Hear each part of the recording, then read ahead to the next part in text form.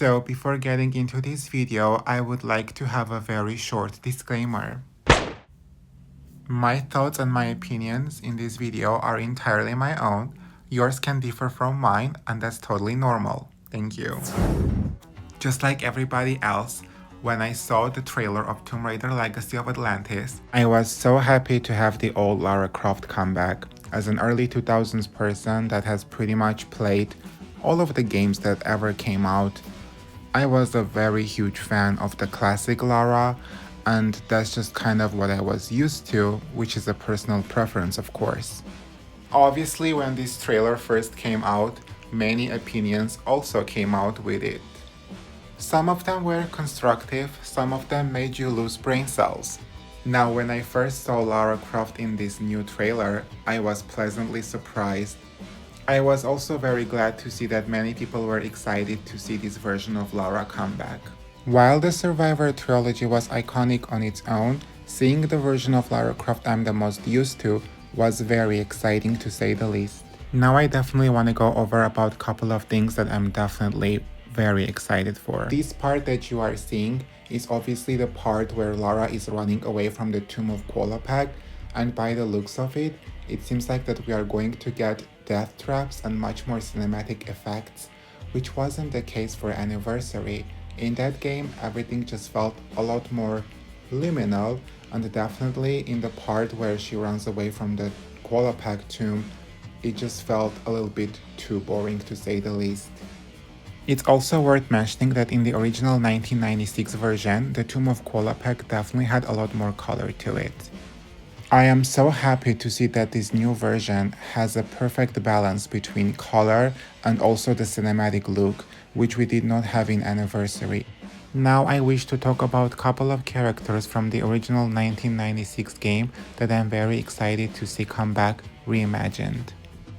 The first character obviously being Natla. I am very curious to see how she will be back reimagined. While I think that she was very iconic in Tomb Raider Anniversary, the graphics at the time definitely did not do her any justice.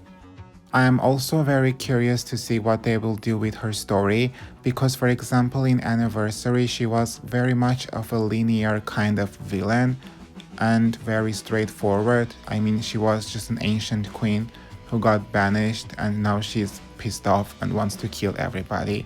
But in Underworld, for example, we learned kind of a deeper side to her. We learned that she was actually involved with Richard Croft, Lara's father. We also know that Natla is the creator of Doppelganger as well. I think that the story of the Doppelganger had to have been one of the most creepiest storylines in Lara Croft, and I think that especially in Underworld she started to look very badass. Even though I have to admit that it's kind of bittersweet that she ends up killing Alistair, who was kind of one of my favorite characters from the older Lara games and less annoying version of Zip. Now I want to quickly go over some of the side characters that showed up throughout the game, as I believe that they are definitely not talked about enough. His real name is Jerome Johnson, but for this video I'll just call him by his nickname, Kid.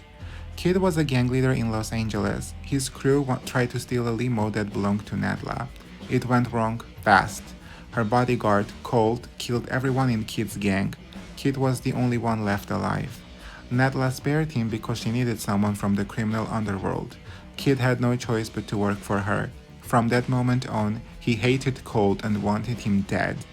Kid later traveled with Natla to Egypt, where he helped capture Lara Croft. She escaped and secretly followed them to Natla's island. There, Kid was guarding the pyramid when Colt stabbed him, wanting to kill Lara himself. While dying, Kid shot Colt in the back as he was attacking her. Kid finally got his revenge, and then he died. He never tried to hurt Lara, I guess. I think that Kid's story is pretty interesting because out of the two other villains, he seems like he's the most complicated one. Besides Larson, of course, because his story is also pretty interesting.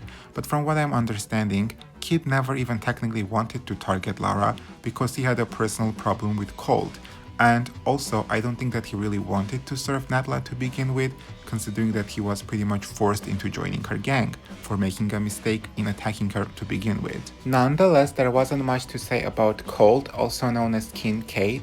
From what I've read about him, he was a straight-up psychopath that was locked in prison for murder for 15 years, and unlike Larson and Kid, he definitely didn't seem like he would think twice before messing with Lara.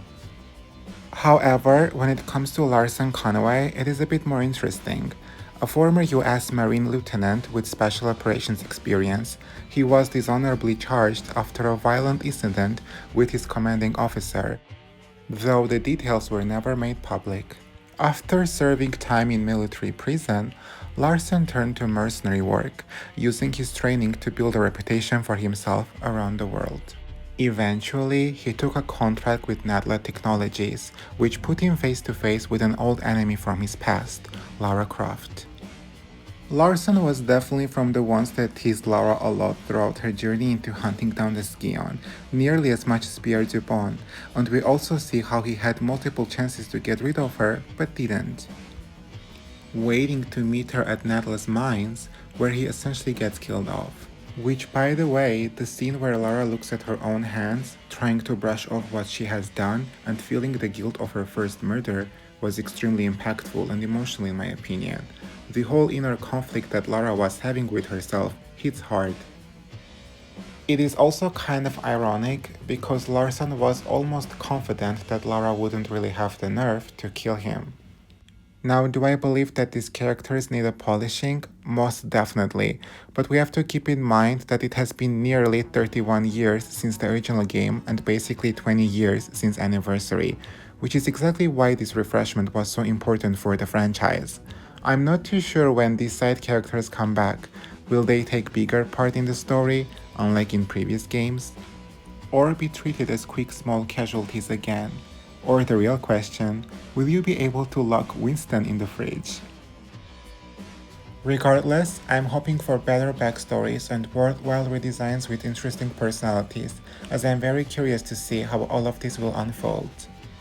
Not to mention how much I cannot imagine how beautiful stages like Midas's Palace, Poseidon's Room, Sanctuary of the Scion, and many others will look like. In conclusion, I must say that you have to have been grown up with Lara Croft to understand how much this means for the fans who have been there since the very early days. Seeing your childhood character quite literally make such comeback is something you can't put into words. Just like the rest, I have very high hopes for this game. Can't wait to see what 2026 has for us. Thanks for watching.